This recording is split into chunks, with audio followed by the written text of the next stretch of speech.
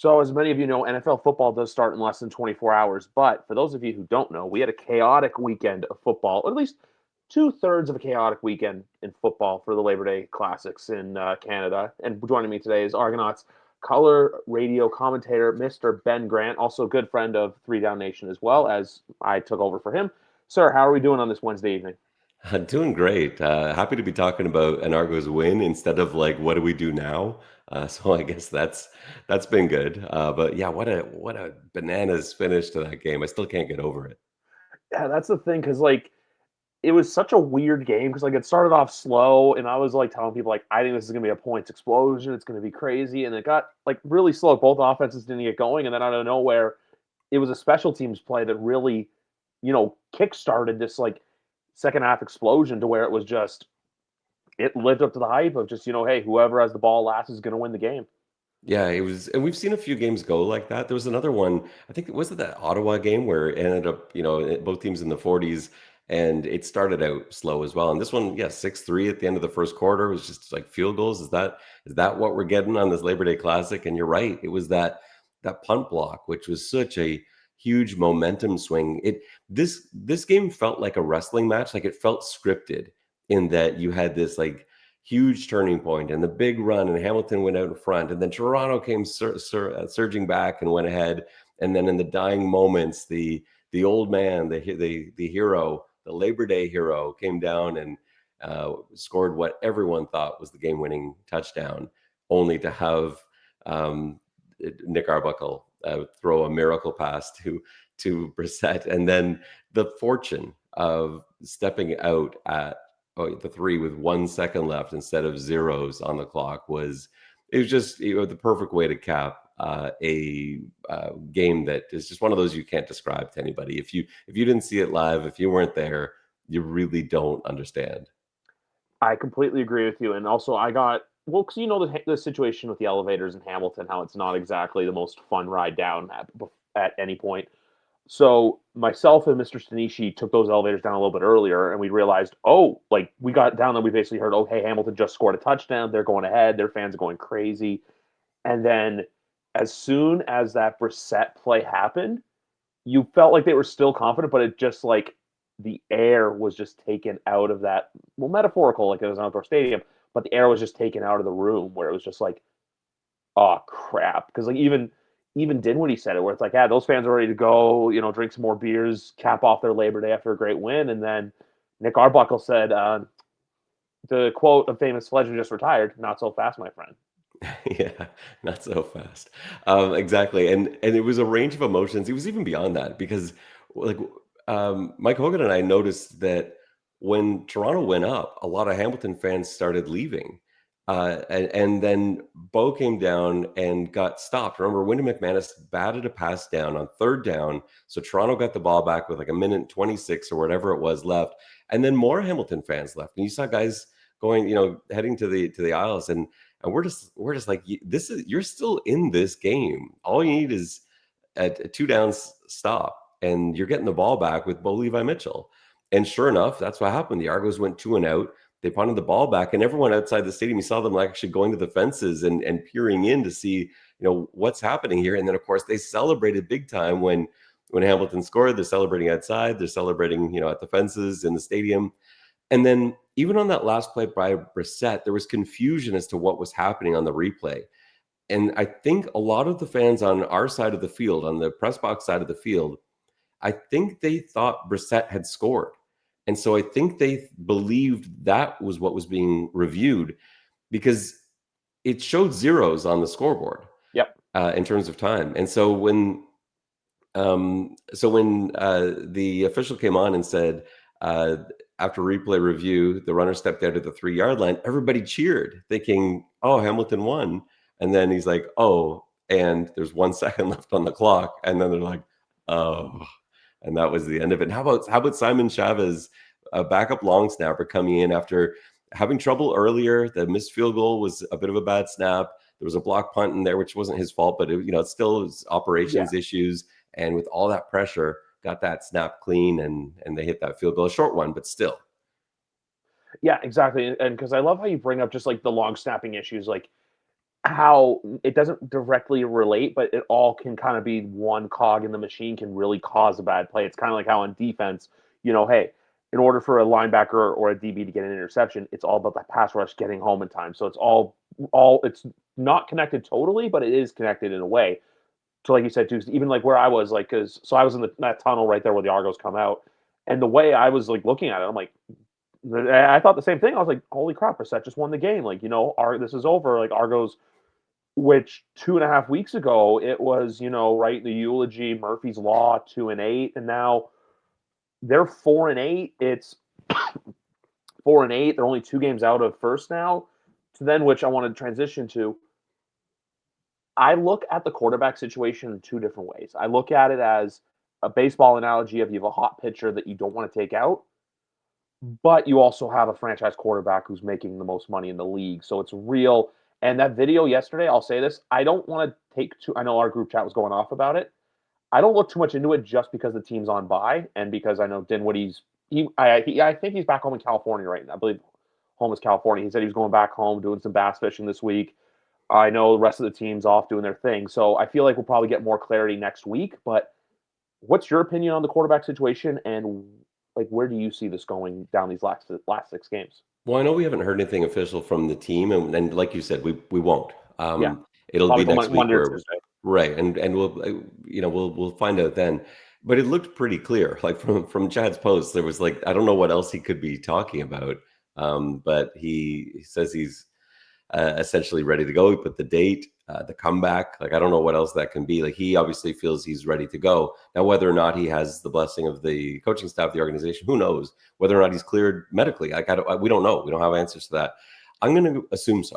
I'm going to assume that that's what he's saying. He's basically announcing because it was a well produced video. It's not like he just put out a sentence saying I'm coming back. It was a very well produced video. It looked like some time had been spent on it, and it looked like this was a plan. So then the question is, well, yeah, what do you do? And for me, honestly, it's easy. For me, you put in Chad Kelly. I think he's your guy, and I believe as well as Nick Arbuckle is playing, and he is playing right now better than anyone in the CFL. The last 6 games would put him on pace for like historically good numbers over an 18-game season. But the Argos are 3-3, and so he's putting up historically good numbers, and they're 3-3. Then you need more than just numbers. You need some other things, some other intangibles. And these last 6 games have not been against the best opponents. Like Hamilton's not playing well right now. They've dropped 3 in a row, should be Yep. 4 really, and they lost to Ottawa. They lost to Edmonton in the 6 games. They beat BC, who are not great. They split with Winnipeg, they're fine.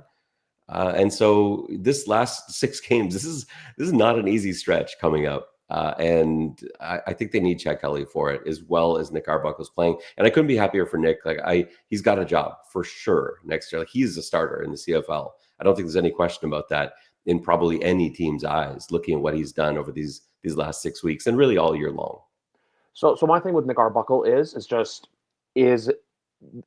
how they say Igor wired Frankenstein, right? Did Dinwiddie wire Arbuckle right, or can Arbuckle go to another team next year and do that? Because we all know teams. I would say there's probably maybe 2 teams. I would say probably Ottawa, maybe Winnipeg, just because we don't know Zach's going to retire or not, just because he's obviously older. To where, hey, do you give Nick a look, or also Toronto? Hey, you keep him as an insurance policy and say we want you to be QB2. God forbid, something happens with Chad. But I do agree with you. Like, I would love to see Nick Arbuckle continue to ride it out. But you need, and you made good points in our chat about this. The BC game, there was the one Herslow touchdown that very well could have been a pick. The Winnipeg game, Winnipeg did everything in their power to lose that football game, but then Nick Arbuckle just made a couple wonky throws at the absolute worst times. And then Ottawa, I still say this, and some people kind of question me on it. The first throw after Ottawa took the lead with I think 40 seconds left, I don't think you should have gone for a bomb like that. I think you should have done the dink and dunk football that's was carving up both defenses all day. So Nick's been a great person to talk to, great quarterback. I also think he's the kind of guy who will, if he is not playing next Saturday against Edmonton, I think he's the kind of person that will, yeah, it will suck and will sting, but he knows that it's for the greater good of the organization because Chad would put them in the best position to win. And how there's a potential chance we're looking at them hosting a playoff game at this point, November 1st or November 8th. I know it sounds like a long shot, but the way Montreal's been playing, the way that Hamilton has been playing, the fact that two of them play each other this weekend, the season really does start on Labor Day, and that metaphor is coming 100% true right now.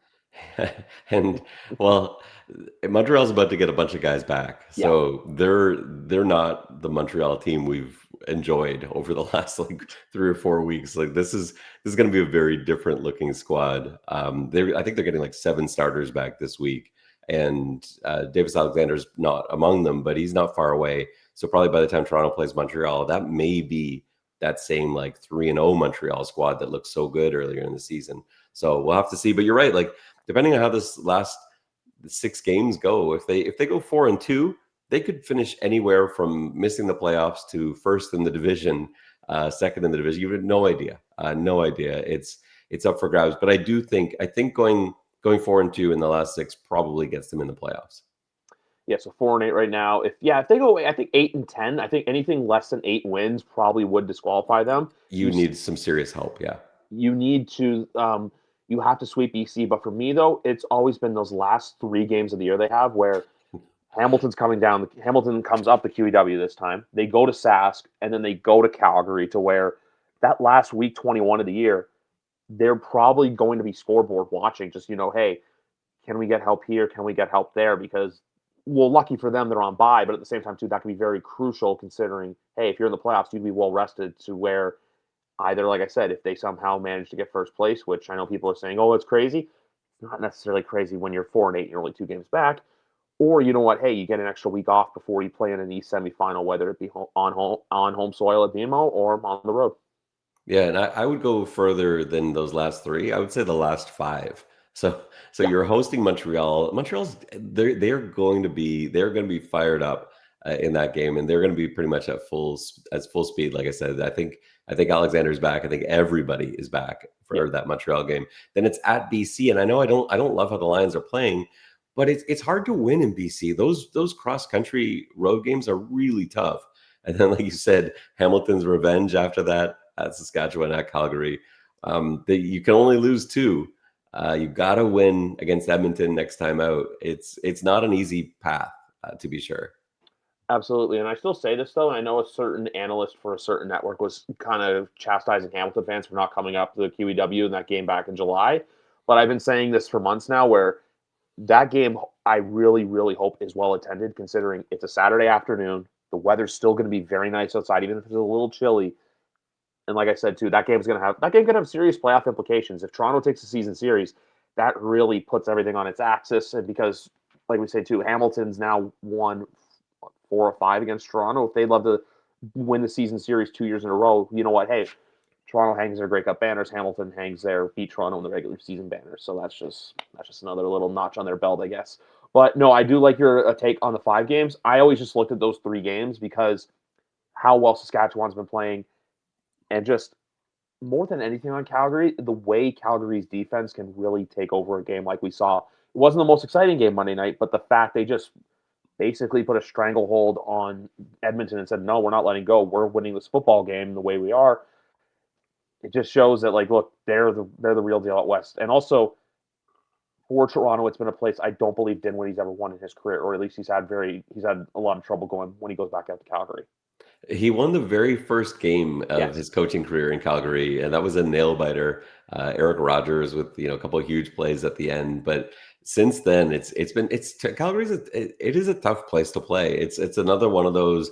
It's just it's an odd stadium. It's not the best facility in the world. It's a difficult road trip. Yeah, I don't love that on the Yeah. schedule. I thought a few weeks ago, I thought maybe there'd be a situation where their playoff spots would be kind of locked in by then, but I don't think that's going to be the case now. Yeah, I don't think so either. I really think this is going to come down to those last three. Like that's why I say I agree with you on the 5, but I think those last 3 weeks, even Montreal having that home and home, because I know everyone's trying to say put Montreal Ottawa Labor Day weekend. I like how Montreal Ottawa is that Thanksgiving Monday game to where when Montreal has those 2 games, hey, Ottawa hasn't been that good this year, but Ottawa can still very well play spoiler. We've seen with a healthy Drew Brown that they are a very capable team. Like look what they did to Toronto. I know their other wins were against man down Calgary and just goofy weather Calgary. But there's no team in the CFL this year where you can really look at it and say they're a truly bad team. You can just say there are teams in bad spots and bad positions, but I don't think it's like last year how the good was up here and the bad was like my right hand's so far down screen that you can't even see it. I don't think there's that parallel this year. Yeah, I agree, and I love that. Like, this is my favorite kind of CFL where any team can beat any team. Nothing really shocks you. That's when the CFL is at its best, I think. Exactly. It's like I say, like I love the CFL, I love the NFL, but with the NFL, you always have your like handful of teams. Even like right now, we can say the 4, 5, or 6 teams that are probably going to be competitive in the playoffs, and then Yeah. there's at least already 4 or 5 teams you can look at and go, yeah, they're not going to be playing football late into January. So, but with the CFL though, you can look at it like right now. I would say probably Ottawa and Edmonton miss because I said with Edmonton, Edmonton was the same thing. They were taking advantage of playing a lot of bad teams. And Monday, if they wanted to, hey, show us something, they win. They win, or they at least look good in that game against Calgary. But the fact that they looked the way they did, it really just kind of shows me like, hey, they're good, but they're probably still maybe like a maybe next year kind of thing for them. Yeah, I see that the same way. I think beyond that, you really can't tell. And the thing is, it's still possible. Like those fans in Edmonton, those fans in Ottawa, they're still doing the math. And like, okay, if this happens and if this happens. So I love that. I love that here we are late in the season and everybody's still got a chance. And at most, you're writing off two teams. Exactly, and even too I know we're going to get into the games this week in a little bit, but for Edmonton next week, they have the perfect opportunity with their Toronto Argonaut West defense to come in and show, hey, for them, it's a perfect opportunity, especially if Chad's going to be the starter for guys like Metier, for guys like Serezna, Brinkman, Robbie Smith, etc., to show the home fans in Toronto, hey, this is what you're missing out on in me. And for Chad, it could be those like, hey, welcome back to the CFL moments. Like, hey, we know we are where we are, but we know you very well. And also, too, with Edmonton, Cody Fajardo knows how to beat the Toronto Argonauts. He's done it before. He has. Again, you're right. I think they've got 11 former Argos as starters on that Elks team. So Yeah, that's going to be, there's no easy game. Like you said, like it just feels like every week they're like this time in Hamilton, this past week, like they're coming off a bye, off a huge, embarrassing loss. Like it just seems like it's always a bad time to play every team you have to play.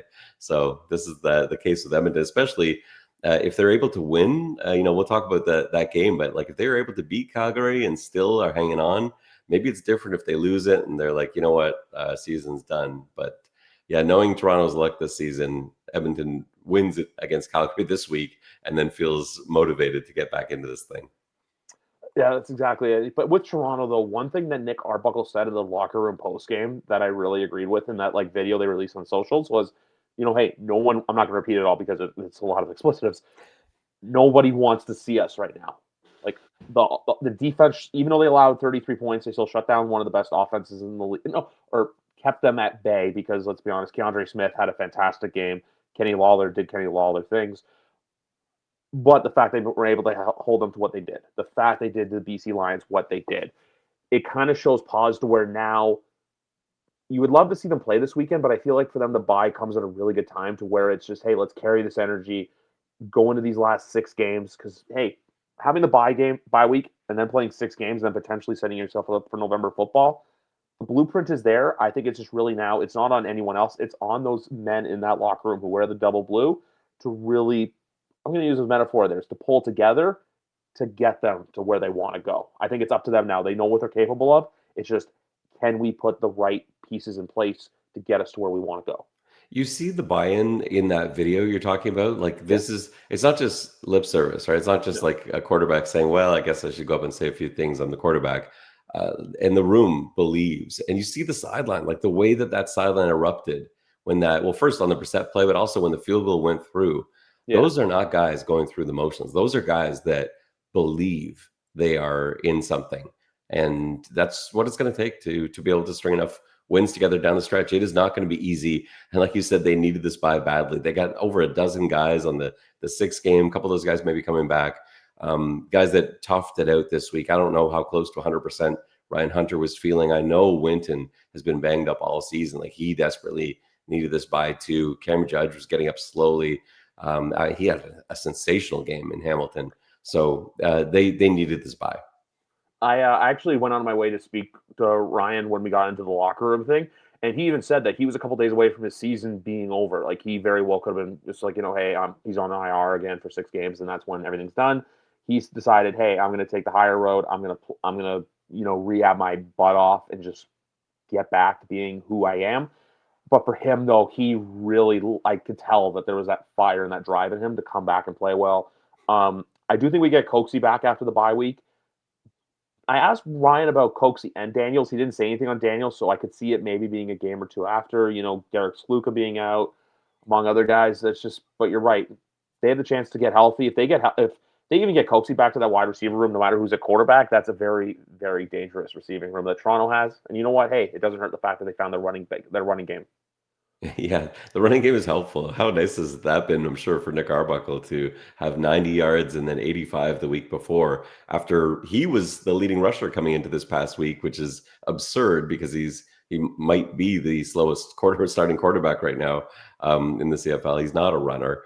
But yeah, he was the guy just by default because no one could run the football. There was such a turnover in that backfield, and now Spencer Brown seems to have established himself as a guy. He was so good against Hamilton, catching those in that first half. They had those mismatches. Verisak was on him a lot, and he just took advantage of that more through the air. And then he broke through with a couple runs, including that very physical 27-yarder where he knocked a guy flat on his back in the process. That was a good tone setter kind of run.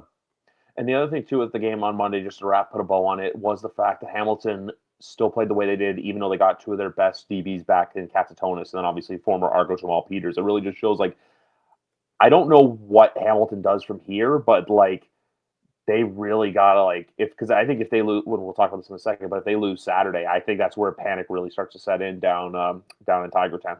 Yeah, it will for sure. Like they've seen this movie, it's hard to. I don't even know what to make of it. Like their DBs are all good, Yeah. and yet somehow they keep letting up big plays. Like individually, they're playing well, but as a unit, it just doesn't seem to be coming together. And I really don't know why.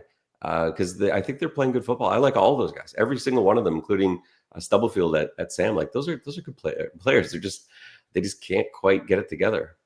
Yeah, that's it. It's just there's just something about it where it's just like, hey, we're gonna go out here, we're gonna play great, we're gonna ball. Like the way too they like introduced themselves on Monday. I'm like, God, I wish the Argos did that. Like, where it's like, hey, we're gonna run the offense out just by position by position. Or if the defense is great, you run the defense out. But it's just when they needed to make a play, they just I don't know what happened. There's something about Hamilton where it's just when you get the fans' expectations at an all-time high because there's an alternate universe where Hamilton wins that football game they're just they're at their highest. They're this, they're this, they're that. They're hooting and hollering like I said earlier with Dinwiddie saying that they're out drinking more beers than Lottie down by the stadium, and it's just what, hey, Argos suck, Argos go home. But then now it's just them going, hey, we gotta get our shit together, otherwise this could get ugly really quick. Yeah, exactly that. It was 1 second, right? That's came down to 1 second, and this would have been a whole different scenario. Toronto's, seeing, well, who else we got? Who do we need to take a look at? It's a whole different place. Exactly that. But anyway, we got a new week of CFL football to preview. As always, picks brought to you by Gentleman's Boutique. Link in bio for a code CFL 2025 for 20% off any purchase of $50 or more. BC making the cross-country trek after their bye week to take on a rested Ottawa Red Blacks team as well. I'm going to keep this short and sweet. I really like BC here on a get-back game.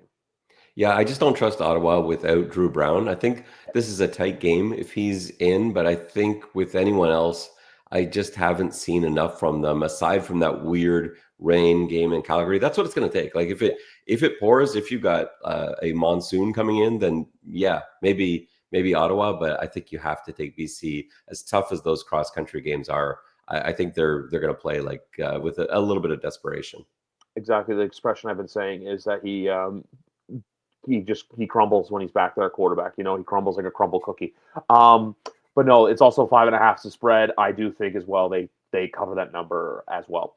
And then Saturday, the game we've referenced before, the Montreal Alouettes hosting the Hamilton Tiger Cats, where Hamilton's actually a favorite in this game with 3.5 points. I want to say Hamilton because of the situations of Montreal, but this is very well a game. I think that could be a little lower scoring because we have to remember this too. Not besides getting healthy, Noel Thorpe's defenses haven't looked the same this year as they have over the last couple of seasons. This could be a real game to where Noel Thorpe sees what Hamilton's done on film and just exploit those missed opportunities by the Ticats. Like something like obviously with Argos defense this year, it's been up and down. Montreal's a defense where they've got some killers on there, and if you make a mistake, they're going to make you pay for it, and quote unquote, they're going to kill you for it. Yeah, I want nothing to do with this game because I have no Yeah, idea what's gonna happen. Like, I want to stay. I'm gonna watch with interest. I think it's gonna be an exciting game, but I have no idea what's gonna happen. It's like that. Like, does Montreal do what Saskatchewan did a couple weeks ago to Hamilton? Maybe they could. They've got the guys like Mustafa Johnson coming back. I think Duquois is coming back as well. Like that. They could very well make Hamilton look terrible, like Saskatchewan did, or Hamilton might find where they were before. Montreal may struggle to score points because they're on their fourth quarterback. I really don't know, and so are these guys good enough? The guys that are coming back from Montreal, are they good enough to overcome having a fourth string quarterback in there? I don't know the answer to that. I would pick if I had to. I think I'll pick Hamilton in this game until Montreal gets their quarterback back. I just don't know that I can pick the Alouettes, no matter who else is on the field. I think Montreal keeps it close, but I do think Hamilton. I think this is a win Hamilton squeaks out. Where it's like their fans are like, okay, we can breathe a sigh of relief, but there's still some worry there because even 3 games in 11 days is going to catch up to them. I know some of the Hamilton fans haven't been too happy about that because they played Monday, they play Saturday, and then they play next Friday against the Blue Bombers in a game where I know it's a Hall of Fame game, but you got Winnipeg coming in, and then Winnipeg this week looking to reverse all their misfortunes from Sunday night. And then what we didn't even talk about the game. That was just another fantastic game. And I have an expression: good teams win, great teams cover. Winnipeg was my plus 4.5 of the spread. They lose by 4. So Winnipeg, even though you threw a pick 2, thank you very much. I want to go Sask here, but there's just something about Princess Auto Stadium that's making me say I think this is a game the Bombers get one back here. Or if not, ABC still applies. Anyone but Calgary. Yeah, I just think Saskatchewan is the best team in the league right now, and I think that score, while Winnipeg covered, they really didn't have much business covering. Like late in that game, it was over. This thing looked done, and then Winnipeg came storming back. Saskatchewan made a few mistakes. There were a few kind of calls that they lost out on too. I think they're a much better team than Winnipeg, and so I would personally lean towards Saskatchewan here. But again, this is one that I'm happy I have nothing to do with, and I can just sit back and enjoy what I think is going to be a fantastic Banjo Bowl. So I was basically just setting it up to where I feel like it's hard to go against Winnipeg at Princess Auto, but they've Yeah, proven this year that you can bet against them when they're at home. Just because, look, Andre's crew did not have the best game last Sunday. The missed no, face mask on AJ, yeah, the Nick Dembski PI call, I think was a good call, but that was also a veteran making a veteran move to get the flag. You contort your body, a receiver, they just contort their body a certain way because they know, oh, if I go here instead of being here, I'm going to get the defender draped over me, and then the ref's going to throw the laundry on the field. So that's where I think that like stuff like that comes in. But I just can't bet against Saskatchewan unless they're playing the Calgary Stampeders. yeah. I see. It's tough. Like Saskatchewan looks when they're playing well. I'm not sure there's anyone better. So and Winnipeg doesn't. They're not the same Winnipeg. Like Princess Auto Stadium has this lore, I guess, because of these great Winnipeg teams that we have going back, over half a decade now. And I don't think they're that anymore. I don't think they are that same. They don't strike fear in opponents the way they once did. And Yep. Princess Auto is no longer the place you dread going to. It's not easy. It's still going to be packed. It's going to be loud. It's a tough place to play, but it's not the same as it was because the team is not the same as it was. Because even with their Grey Cups too, I remember when they hearing after they lost 2023 that last year was like 2022's loss to Toronto was they were shocked just because they didn't expect that, and then 2023, like I was there for that one day, I was just not a happy room. Like I said, I heard some language I'm not going to repeat on this show, and then last year was just like this looks like it's the beginning and the end, but you never want to count them out. I just and also too, they've looked as shaky as the Wi-Fi is in the stadium for some reason, even though it's one of the newer stadiums in the CFL. Learned a lot this year from your on-air colleague Mike Hogan. But no, I got to go Sask here. I just said, hey, there's a chance Winnipeg wins just because it is such a close spread. But the fact that they're -2.5, I think that's the sports book saying, hey, trust Winnipeg at home. But when Sask is the better team and they're the underdog, you always lean that way in sports betting. Yeah. And then Yeah, like Saturday night, go on. I like them like money line play. Like that's a nice like get Saskatchewan as an underdog uh when they're potentially the best team in the league. I just think that's a no-brainer to me. Absolutely. There was one a couple weeks. It was one of the BC games they played. I think it was the one where Jake Mayer was at quarterback, and I looked at that right away. It was still when Jeremiah Masoli was starting, and I was like, "Give me the Riders," and the Riders completely, even with Jake Mayer, just looked fantastic. Yeah. Yeah, And exactly. then Jake Mayer's former team in the Calgary Stampeders is making their trip up north to Edmonton. I'm going to say this because I've always never given Calgary the benefit of the doubt, but I always say, you know what, hey, this is the team that's going to do it. This is the team that's going to do it. No, I'm done saying that because every time I pick against the Stamps, I get burned. They're just a renaissance of a team. I had no idea what to expect going into this year. Dave Dickinson's one heck of a coach. He just goes out there and knows what to do. Like I say, too, Bob Slowick as well, defensive coordinator, is just masterful. I know Cameron Judges look good for the Argonauts, but they got him as flow on the defensive line because you got him, you got Jalen Hutchings, you got other characters on there, Moncrief as well, just picking people off. And then VA on offense. It's just reminding people, hey, I'm still good. I'm still a capable quarterback to where Calgary now is rightfully inserted them into the mix into a West where for as much as Sask would love to go into Princess Auto Stadium this November and potentially hoist a Grey Cup in the rival stadium, there's a little horse in Alberta looking to do the exact same thing, even though I feel like the horse will make its way to Winnipeg no matter what. Yeah, Calgary's a good team, and I think in this game, it's very tough in pro sports to win back-to-back games in a home and home. It's Yeah. very difficult to do that. I think the reason I like Calgary this week is they didn't have to show all their cards this past week. They No. were in control of that game, and so they had, their play sheet that they used. I'm sure once they got up, they started dialing back a little bit and like, what, we don't need to show this yet. We don't need to show this yet. So not only do they have their regular week of prep, I think they can probably turn to some things they had planned for last week that they Yep. haven't actually dialed up yet. So I think they're in a good position, and they're just a better football team right now. That's just the thing. You know what? When you're the better football team, you got to play it. I love the Cards metaphor where, hey, they did win 28-7.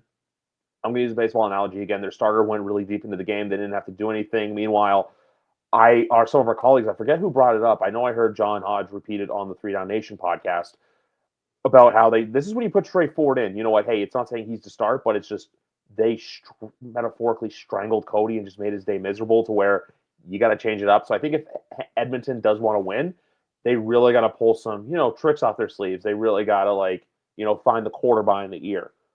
But like you said, because Calgary didn't have to play all their cards, because Calgary just went in there and took care of business on Monday night, I think they do the same on Saturday. I'm not saying it's going to be another blowout, but I do think the Stamps win. I would say at least by a touchdown in this game. Yeah, and I'm not sure Cody can't be feeling great. Like he was getting beat up in that game, and with the short turnaround, I'm not sure he's going to be his usual spry self. We'll have to wait and see. It was like I don't know if you're too familiar with The Simpsons, but there's the football episode where Bart just like limping off the field, where it's like we didn't look good. All right, it's like all right, son, we looked good. It's like no, we sucked. That's just pretty much what the Edmonton Elks were Monday night, where it's just like and we didn't play too bad. It's like no, we lost by 21, and I got beat to death out there on that field at McMahon. But you know what? We got another 4 great games this week. I feel like we're all in tandem, so I feel like we both think BC, we both think Montreal, Sask, and Calgary. Which hey, 3 of the 4 are road teams, but that would just make the week even more interesting. Yeah, I think so. Like either way, these are going to be fun watches this week. I can't wait to sit down. It's nice, like not covering. I love covering the Argonauts. It's great to do that. Love being in the stadium in the press box, Yeah, as you do too, I'm sure. But there's something nice about just being able to sit in your living room and just enjoy a weekend of football. So I can't wait for it. There's 4 entertaining games, each with a storyline to them. exactly. And just on a whole of the sport metaphor as together, you have a full slate of like whether it be Canadian University, NCAA, NFL, CFL, starting tomorrow night, carrying all the way to Monday. So if you just love the game of football, this is the best time of year for you. Just hey, you get 4 days, sit back on your couch, just eat some food that you should you overindulge in some food you maybe shouldn't. But you know what? Have fun with that, and maybe in Ben's case too, have some something in the water drinks as well. Before we go and before we wrap up today, for those folks, because obviously this is your first time guest on the show, and I always do this with first time guests. If you want people to, follow you, know more about you, this is your chance to tell them, hey, where can we follow Ben Grant online? Yeah, you can find me on Twitter or X at Ben_Grant, and you can find me on Blue Sky at Coach Ben Grant. And yeah, I would always encourage you to listen to Mike Hogan and I on the broadcast. So anytime you're out and about and you want to turn on the radio or check us out through digital stream, you can do that and find us on TSN 1050. Also, the host of, for Argonauts fans out there, a host of X's and Argos podcast, where they're always giving away either a 6-pack of beer, which I got to talk to you about, and Argonauts tickets as well. But no, like you were saying earlier as well, I'm someone who enjoys, like I say, I love being at the press box. I love being at BMO Field and, getting to talk to the players. But weekends where you can just sit back and watch football and not have a care in the world, at least for me until Sunday, um, you can never go wrong. You can never, ever go wrong. Yeah, enjoy it this week. Exactly. But anyway, guys, that's going to do it. Episode number 383 of YWC Football Talk is in the bag. Ben, thank you very much for coming on. Hopefully, we get to do it again sometime soon. But anyway, guys, enjoy another week of football because, like I say, you get 5 great days of football starting tomorrow. We all can't wait. Have a great night, everyone.